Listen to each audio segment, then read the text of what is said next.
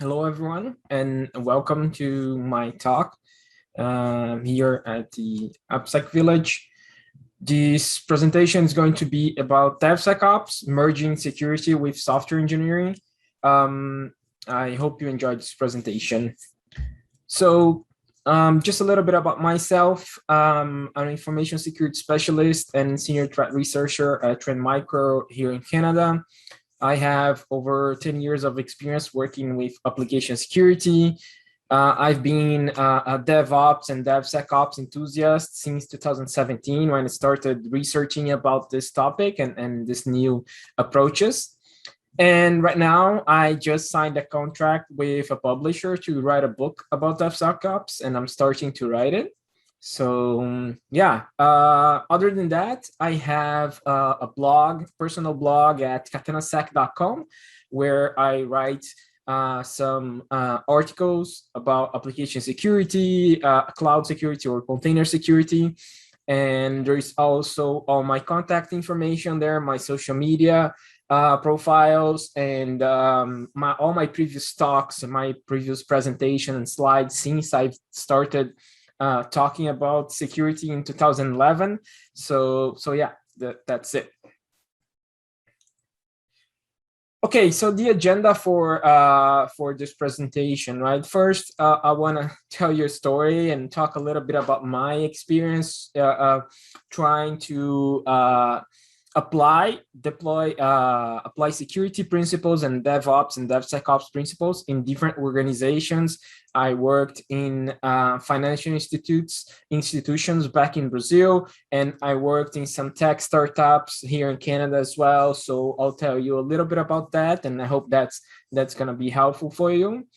We're going to try to understand like why there is this kind of constant argument between the need for a new word, DevSecOps, instead of just using DevOps, right? And understanding that, and we're gonna go into a little bit more details there. Why there's this need of DevSecOps, right?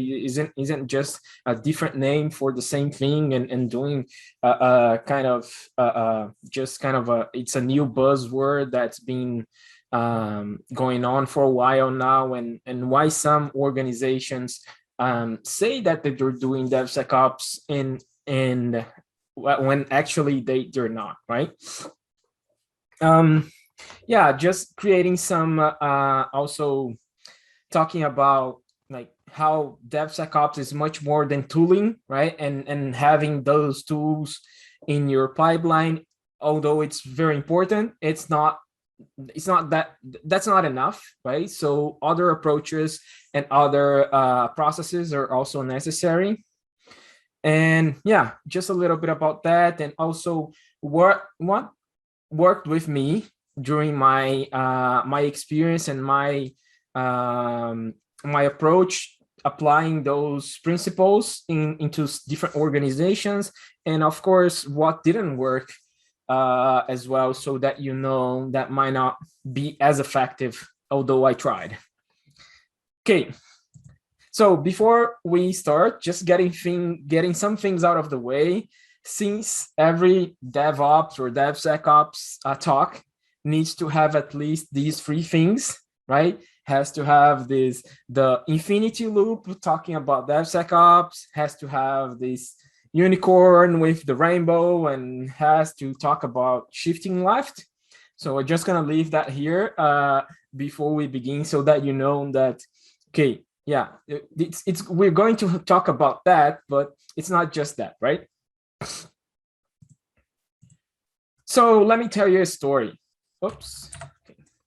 Let me tell you a story, and just to paint the picture for you, as this was my experience in a previous employer, right? That was a tech startup which was growing. I think it wasn't considered startup anymore. They had over 1,200 employees, right? And out of those 1,200, more than 300 of them were developers, right? And they didn't have any application security specialists, right? And so I was the first application security specialist to join their team, and they didn't have pretty much any kind of security tools in their pipeline, right? They didn't have any kind of static analysis, dynamic analysis, or software composition analysis, right? There was nothing like that. There was also no secure code reviews. There was some code reviews, but not focused on security per se. And the only tool that I can say that was related to security, but it wasn't properly set up and properly configured, was a web application firewall in front of some of those applications, right? So you can see right away that there is a big challenge here, right? I joined their team and I needed to implement some application security approaches and projects, not just pen testing, but also training the developers on secure coding. And also there was a project regarding PCI compliance, and that's one of the reasons why the secure coding training was needed as well, right? So there was a lot of challenge there, and one of the things was that I did that was really interesting was, okay, right, I realized I can't do everything on my own and I need help, right? So with that, I started talking with different developer teams and also Q&A teams to understand their process, how they work, which tools do they use, right? Just like, okay, which IDE do they use, and how that works, how they get code out of the door, right? So how does, like, they decide on each sprint what they're going to work on, and they have those tickets assigned to the developers, right? And so how everything works. So the first months were understanding that, and I think that was really important to connect with them, right? But then I created a secure coding training, and when I went to talk to their engineering managers, right, to, okay, now I created this material based on the OWASP top 10 proactive controls, and I want to like have some time and have some developers join at least on the first session, so that we can teach them and talk about secure coding, right? And so the training was very interactive. It was I had some planned, some hands-on exercises so that they could see why the vulnerabilities happen, but also how they could fix it, right? So that's one of the reasons why I didn't choose the OWASP top 10, which is the most traditional top 10 document of OWASP, but I chose the proactive controls, which are much more focused on the developer, right? Much more focused on fixing the vulnerabilities, or even avoiding the vulnerabilities from happening, right? If you implement them correctly.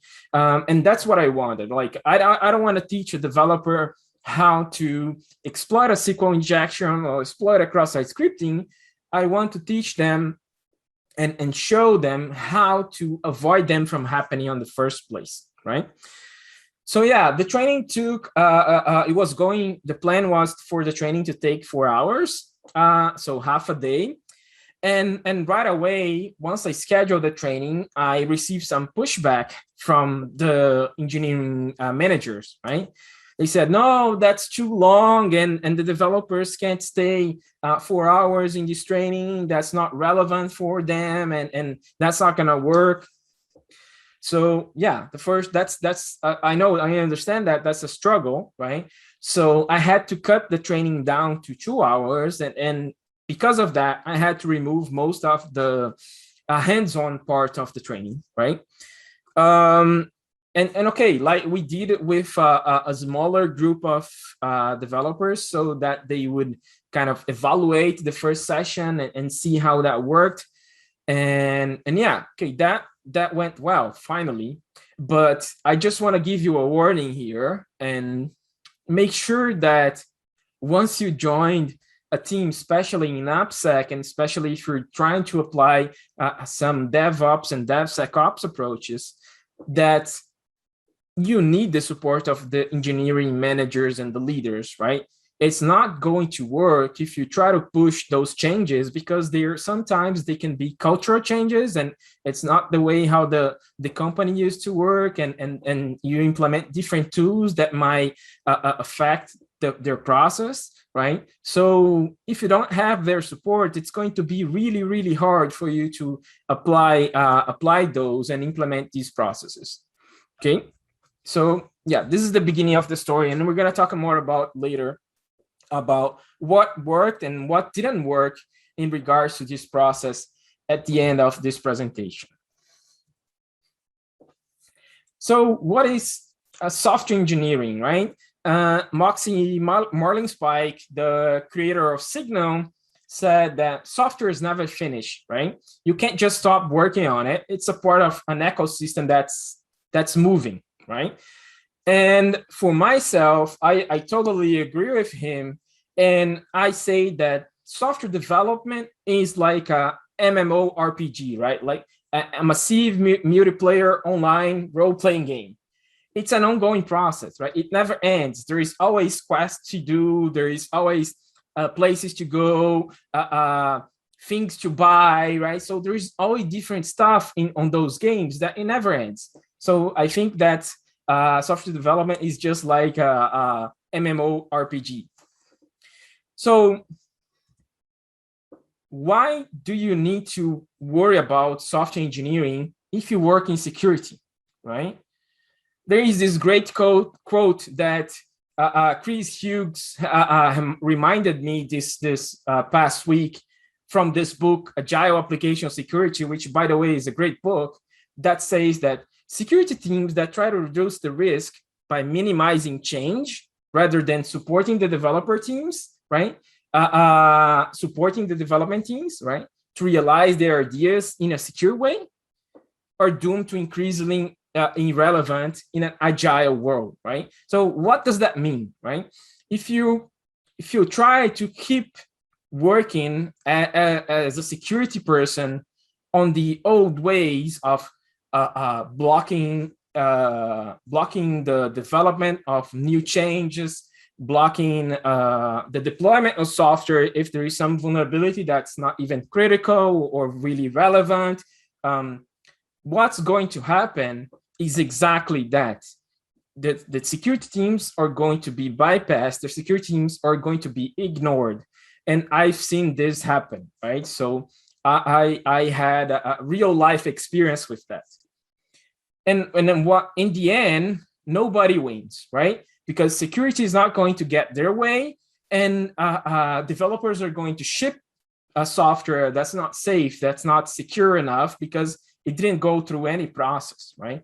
So we need to understand that. And I think that's one of the big reasons why application security engineers need to understand code and need to understand how to code, so that they can understand the developer's mindset, right? We always talk about, oh, we need to have the attacker's mindset, the hacker's mindset, right? But in this case here, the application security engineers need to have the developer's mindset, so that they understand the struggles and understand that sometimes it's not up to them to choose what to focus on, right? If they're going to develop a new feature, or if they're going to fix a vulnerability. Sometimes it's up to the leadership team, or the project managers, or the product owners that are the ones that decide that, right? Okay, good. So what really is DevOps, right? What is really DevOps? How does that work, right? So DevOps was created as a evolution of the agile methodologies, and it's not just tools and processes, right? It's a set of cultural changes and practices that increases the organizational ability to deliver value and deliver code and applications and services at a higher speed, right? So in a way that there is always new features and new applications deployed in production, that they bring value to your customer, right? To your end customer.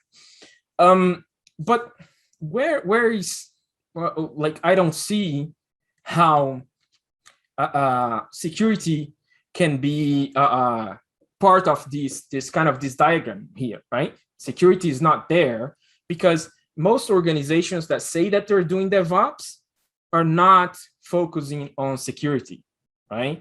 They're doing DevOps, they're doing Agile, they're doing sprints, but most of them are not doing security. And that's why I think it's very important to mention that from my perspective, that's one of the reasons why the word DevSecOps and other words were coined as well to create this awareness, right? To raise the awareness of where is security, right? So yeah, where is security? Many organizations are applying DevOps without thinking about security, and that's critical here, right? The goal of DevSecOps is exactly to raise the awareness and increase the need of security in this shifting culture using the agile and the automation mindset, right? So it's not just tools, it's not just culture, but also automation, right? The way, and for you to have automation, most of the times you're going to need to code, you're going to write some scripts, and that's why it's important for security engineers to know and understand programming language and understand how to code. So DevSecOps is an evolution of DevOps, right? To make sure that security teams stop being the bottleneck of digital transformation. Okay. So, okay, but what is the difference between those, right? It's still, maybe you're still confused and it's not clear what's going on. There are some companies that can do security with DevOps, but that's not the majority of them. DevSecOps means considering like application infrastructure security from the very start, right? Without slowing down the DevOps workflow. And what does that mean, right? You need to understand how the pipeline works, how they're shipping code so that you can implement security features at each step of the pipeline and without slowing them down, right? You don't want to block them, you don't want to slow them down, and especially you don't want to break the build, right? You want to avoid breaking the build because that's going to create friction with the developers. So introducing security in the beginning, right, in the inception of the development lifecycle, and automating testing within the DevOps workflow. So let's say the developers are shipping code and they're already using a CI/CD tool, like, I don't know, Jenkins. Yeah, it's still used today. But so how are you going to automate your security testing, right? One way of doing that is applying your scripts and your testing on the pipeline, the same pipeline that they're running their builds, right? So you apply your security testing together with Jenkins, and Jenkins and other CI/CD tools have many plugins that are that can do this for you, right? They can trigger some static analysis testing or dynamic analysis or even software composition analysis testing. So that's very important, right? Using what you have to to help you automate and increase the security on the pipeline. Of course, DevOps has and DevSecOps has many different names, right? It started as like a rugged DevOps, right? And it changed over the years. You may find different names for DevSecOps or SecDevOps and Agile security as well. But to me, they all mean the same thing. They all mean applying security verifications on the pipeline in a way that doesn't affect development, but also gives them some guardrails and some guidance, right? Like some protection before the code goes into production, right? We all know that identifying those issues early and often, it's cheaper, right? And it's easier to fix, right? So why we're not doing that yet? So one of the things that I like to mention here is focus on some opportunities to improve security at some key points in the life cycle, right? And in security or DevSecOps, right? The game changes frequently, right? New vulnerabilities and new threats must be addressed and resolved on an ongoing basis, right? It's very hard, even for us that work in security, it's very hard to keep up with the latest threats and latest vulnerabilities, right? Imagine the developers, right? That's not their main focus. And we don't want developers to be an expert in security, right? We want them to be our helpers and always also our champions, right? So closing those security gaps early and in the life cycle reduces the operational impact, the risk of exploitation, and the cost of responding to incidents. So yeah, like having SAST, DAST, and software composition analysis is not DevSecOps, right? That doesn't mean that you're doing DevSecOps. That's great, having those tools in the pipeline, especially if you're addressing those vulnerabilities and the reports, and of course, validating them as well to avoid sending noise and false positives to the developers. But that's not enough, right?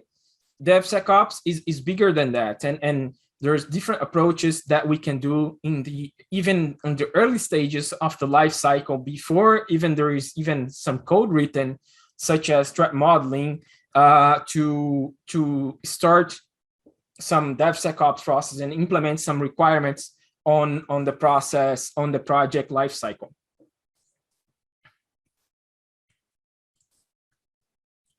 So why not just start left, right? We talk about shifting left and all that stuff, like, okay, yeah, let's shift security left. And although that seems reasonable, most of the times, if you start shifting security left, by the time that you get at the beginning of the life cycle, it's going to be too late. Processes is going to be already changed. Projects have moved on and completed, right? So that's not going to work. So I heard about this approach, I think was from Stephanie from Secure Code Warrior, that, okay, why not just start left, right? And that really made me thinking like, okay, yeah, that makes sense. We should start our application security approaches together with the development of the application, right? If this life cycle starts at the planning session and talking about features and requirements, that's when we should start as well. So maybe starting with like a threat modeling, participating on those planning sessions and understanding features that might be security related or that might need some security requirements. That's even better than trying to bring security left from like, okay, from pen testing to maybe DAST and maybe SAST and all that stuff, right? So I really like that idea of starting left and not just shifting left. And I think that's a very important thinking here that maybe we need to change to make sure that DevSecOps is not just a joke to people and not just, okay, yeah, I have those tools implemented and I'm fine, I'm doing DevSecOps, right? So yeah, that's what I would like to recommend and maybe provide some feedback here, get some feedback actually from you to see how you think about that. Like, isn't better to just start left instead of shifting left, right? Shifting left is not that simple. It takes time and effort, right? By the time you have shifted left, it could be already too late. And shifting left can require purchasing and maybe the deployment of new tools, which also takes a lot of time, right? So think about that. So what worked and what didn't work for me when I try to apply this DevSecOps approaches in different organizations, right? What worked? What worked was partnering with different teams, such as the Q&A team for deploying tools in the pipeline. So for example, as I mentioned earlier, we didn't have any application security tools in our pipeline, right? And we thought about it. right? And okay, maybe we should deploy something and should at least to have a overview of, okay, what is what is our attack surface, right? What is the kind of the projects and the repositories that are most at risk? So we deployed a tool called SonarQube to analyze the quality and the security of the code, right? And so some of you may say, oh, but SonarQube is not a security tool, right? It's more like a code quality and code coverage, testing coverage tool. Right, you're correct. But SonarQube has different plugins and different features that can detect security vulnerabilities as well, right? And so by deploying SonarQube, you have the support of the Q&A team because they're also interested in detecting and fixing quality issues in the code, right? So that was something that really worked for me. And I had the support of the Q&A manager to do that. And that went really well.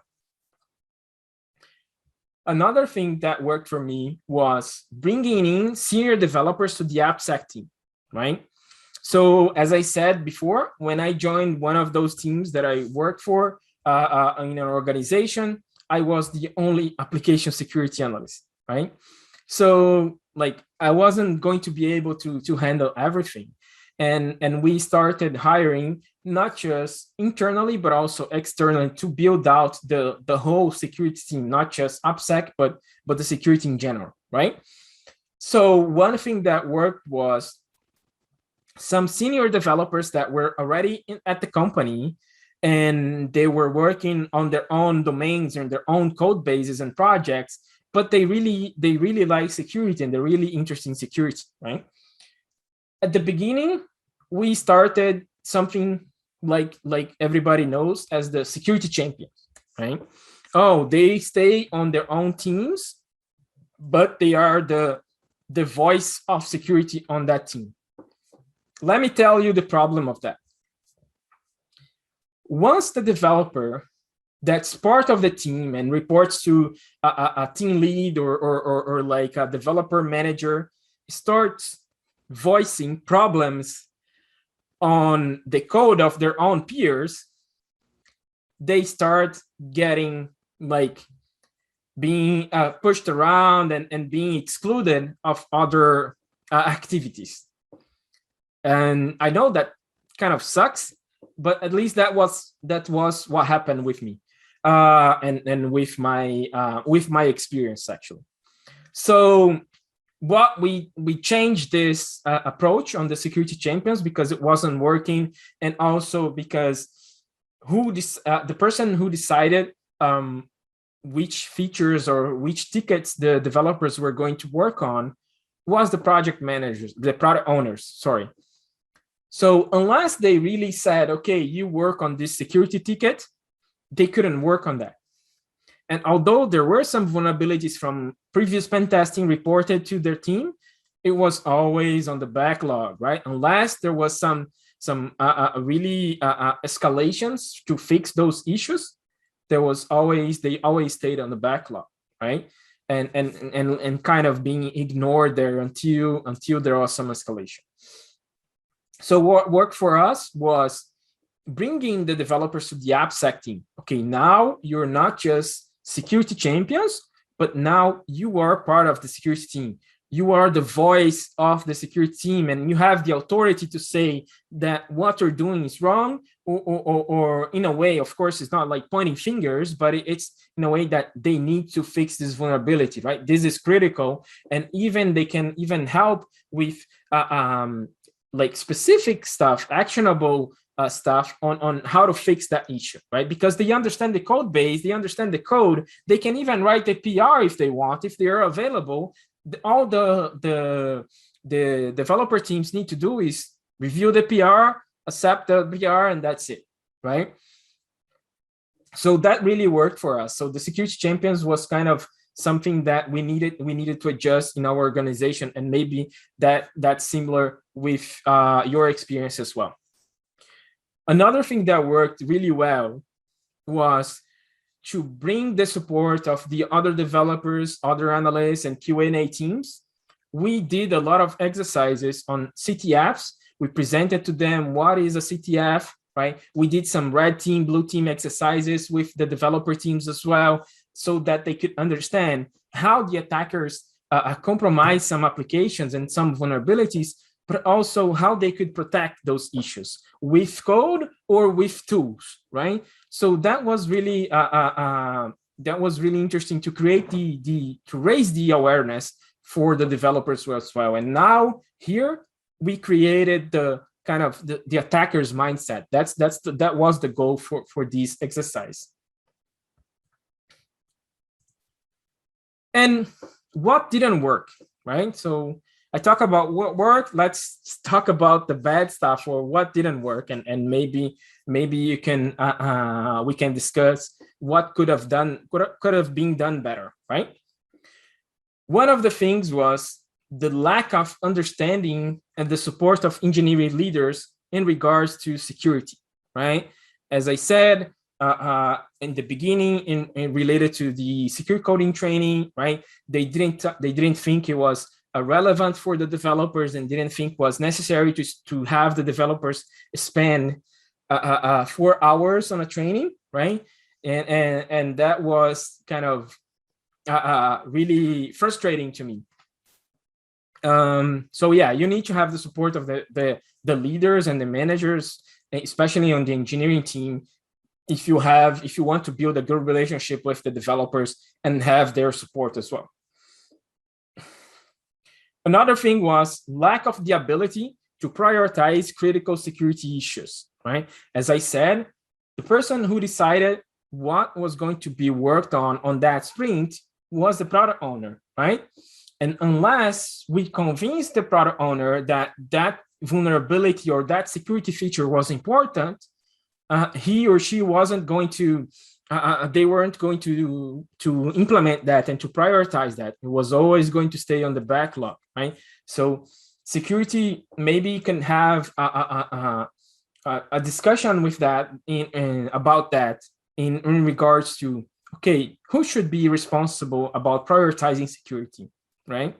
One of the things that we tried to implement, but we couldn't do it in time, was deciding, okay, now if 30% or X amount of percentage of your sprints should be related to security, right? Maybe 30%. Okay, so if you have any security vulnerabilities that are kind of high or critical, or if you have security features that can be implemented, let's say to prevent brute forcing attacks, implement CAPTCHA or something like that, then you need to focus on those for the 30% of your sprint, right?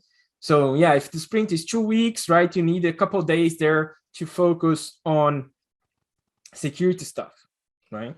But that didn't get implemented in time, so that didn't work. And another thing that didn't work was AppSec, or application security, or InfoSec in the beginning, wasn't involved as an active participant in the planning of new features, right? So we didn't know what the developer teams were working on, any major products or features that they were planning and developing. So we're kind of kept in the dark there. So we had to like kind of, it was almost like we had to listen to our developer friends and talk to them to try to get those informations about what was happening and what was being developed, and if there was something that could be potentially critical in regards to security, like a new payment feature, or the company accepting now gift cards and stuff like that, right? That could be really affecting the security of the whole application, right? So that's something that's probably that's really important to have, and maybe having a security team or an AppSec person joining the sprint planning sessions of those teams, or at least being involved and being informed about those new features, that especially the critical ones, that's really important. I forgot to mention, but one of the things that did work for us was working with third-party vendors and third-party vendors that provided some pen testing as a service. So since we didn't have the team and enough people to do pen testing on many different applications, we had someone help us with those testing they would report those vulnerabilities. And what we did was, based on that reporting, we would add the vulnerabilities as a Jira ticket into our ticketing system and place that ticket into the backlog of the specific developer teams, right? So that was also something that worked. So to summarize that, and I think I hope that brought you some interesting remarks here, right? So try to make security as much part of the development process as writing code. So understanding the tools that they use, like I said, it can be Jira. Which IDE do they use? Is it VS Code or is it IntelliJ, right? How do they work on their own tickets, on their own bugs, even if they're not security bugs, right? And then you can follow the same process for vulnerabilities which are security bugs as well, right? Make security transparent and part of the developer workflow, right? Without adding more barriers. So don't force the developers to use security tools. Don't force the developers to need to access a console to get the results of a security testing. That's not going to work, right? That's not going to work. So there is one great quote from Diniz Cruz from OWASP, that he said that in the AppSec Latin America in 2011, right? So 10 years ago. And that really caught my attention. Nobody likes bugs, not even the developers. It makes them look bad. Also, nobody likes to be told that they're wrong, especially in a report format, right? A PDF format. If you send a PDF to the developer, I'm sorry, but I can't help you, right? That's not going to work. So the idea here is to become the developer's best friend, and they will help you without even knowing, right? Kind of the Security Champions initiative, as I mentioned, right?